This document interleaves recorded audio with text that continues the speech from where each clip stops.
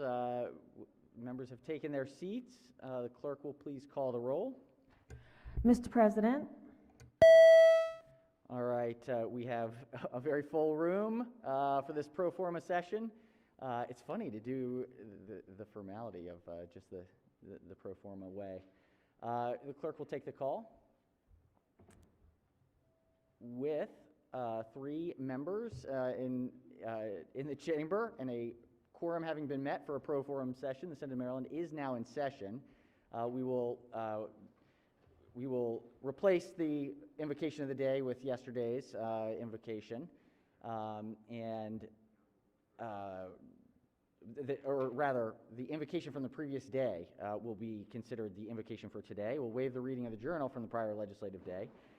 We do have a special moment that our senator from District 30 was going to present today in the regular session, but given that today is January 14th, it is the Treaty of Paris Remembrance Day, and so would like to, if there are no objections, give the background and history so that we can journalize this day for the purposes of history moving forward. So when the Continental Congress convened in Annapolis on November 26, 1783, among the most pressing orders of business was the approval of the peace accord that John Jay, John Adams, and Benjamin Franklin had negotiated in Paris. On January 14, 1784, 238 years ago today, the Treaty of Paris was ratified in the old Senate chamber of the Maryland State House, 3 weeks after George Washington resigned his commission as Commander-in-Chief of the Continental Army.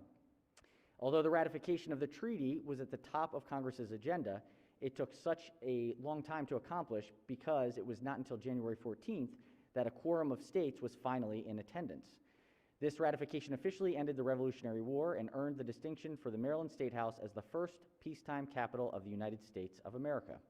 It was perhaps one of the most advantageous treaties ever negotiated for the United States. 2 crucial provisions of the treaty were British recognition of U.S. independence and the delineation of boundaries that would allow for American Western expansion.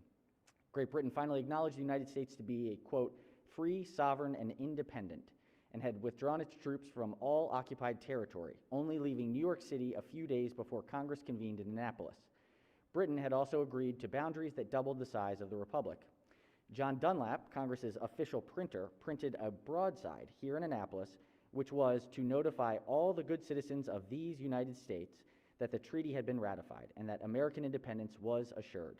The proclamation was also to serve as official notice of the treaty. Of the 13 copies Dunlap printed, 1 for each state, only a handful are known to survive today. Maryland's copy is in the collection of the Maryland State Archives. It bears the embossed seal of Congress and the signatures of Thomas Mifflin, President of Congress, and Charles Thompson, Secretary. Congress also directed that each state inform its people that the treaty had been ratified and that peace was assured. 4 days later, Governor William Paca, we had the portrait on the wall here, gave a proclamation informing the people of Maryland that the treaty had been ratified. Paca asked that, quote, all the good citizens of this state observe and carry into effect the treaty's requirements to properly live as citizens of the new republic, which remains our charge today. The Maryland State Archives owns copies of both these important founding documents, which will be on display later this year in conjunction with Maryland Day celebrations. So if there are no objections, would like to journalize the historic moment of in this building, in this place, 238 years ago today. Pretty neat.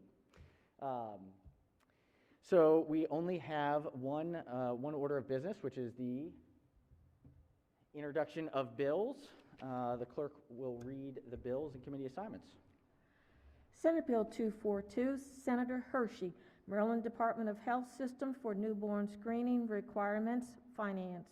Senate Bill 243. So be considered the reading of the bills. Our important work of the day now having been complete. Any announcements for anything on Monday? We are doing 8 o'clock. Is that right? 8 o'clock? All right, let's do a quorum call before we adjourn. Mr. President. Clerk will take the call.